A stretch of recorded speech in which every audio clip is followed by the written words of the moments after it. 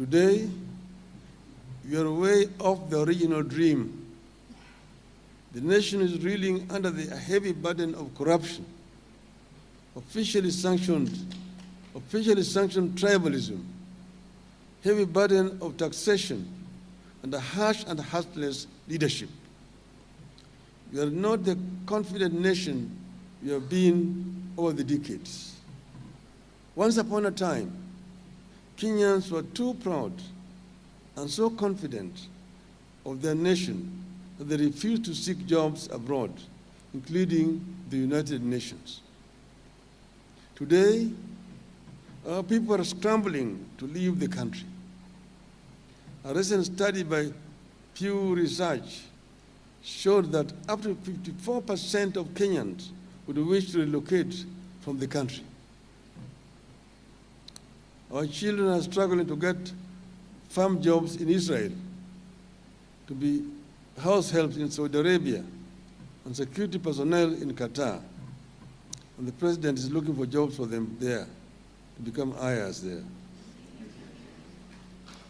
Government officers themselves, including a whole president, openly say that they're trying to get jobs abroad for Kenyans. Young people with the new skills and knowledge that we need are being exported because the government cannot create jobs. And the government sees it as an achievement. It is the responsibility of our government to create jobs in the country, not to look for jobs outside. When you have a whole president running out there that is looking for jobs for people here, something is terribly wrong. We live on debt, but we still live large. We drove ourselves into the trap of the IMF and the World Bank and their unusual conditionalities that are driving us back to the 1980s and 90s. We are on the downward spiral, and a steady one at that. We are staring at a doomed future. We are uncertain and fearful of what tomorrow holds. We live one day at a time because the longer-term founding vision has been dropped.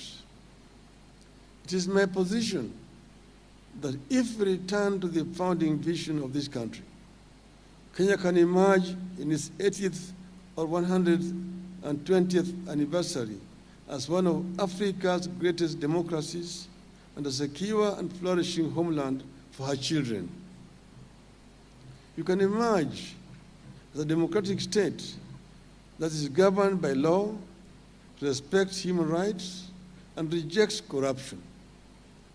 I deliberately put emphasis on pursuit of democracy and rejection of corruption as a critical pathway to Kenya's progress.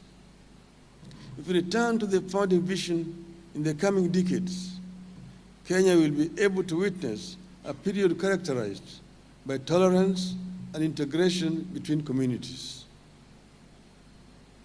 The country will witness equitable sharing of the wealth that God put at our disposal.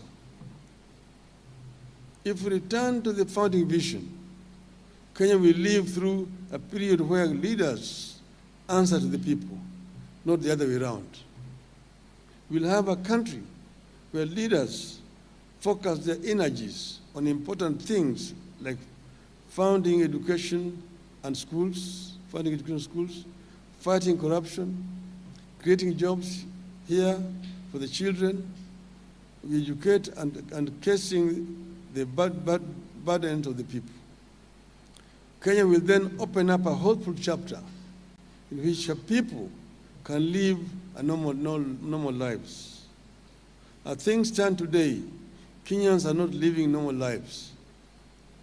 The dramatic departure the country needs from the sorry state of affairs of today will not arrive easily.